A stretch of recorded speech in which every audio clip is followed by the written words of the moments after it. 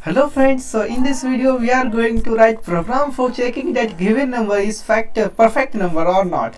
So there is one basic concept behind that checking any number is perfect or not. So first we need to find factor of that number, and when we will add all that factor of that number, and we will check if sum of all factor of that number is equals to that number, then we can say that this number is perfect number, or we can say that number is not perfect. So suppose we have n equals 6, so first we will get factor of this 6. So suppose we have value as 6, and factor of this 6 will be 1, 2 and 3, and when we will add this all number, our value will be 6. So we can say that this 6 is also equals to 6, so we can say that this 6 is perfect number.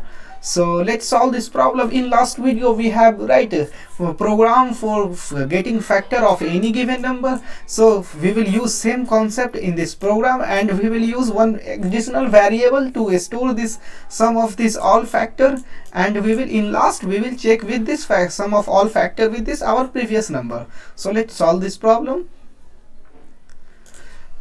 For solving this problem, first we need to create one variable so that we can store sum of this factor in that variable. So we will create int sum, and starting we will put 0 inside this variable. Again we will start one loop, and for int I barabar 1 we will start the loop variable from 1, because we are going to divide from 1 to n, right? So we will check I is less than num and I plus plus.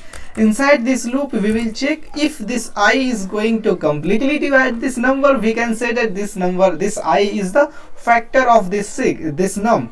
So in that case we will store that this I inside this sum variable. So here we will check if num percentage I is equals 0, it means that I is going to completely divide that number.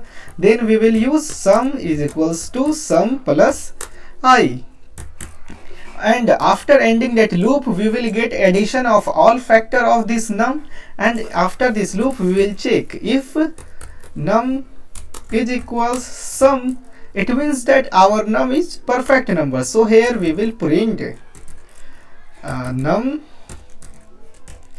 is perfect number, and in else condition we easily print out that that number is not a perfect number. So we will take this copy of this one and we will paste here, right?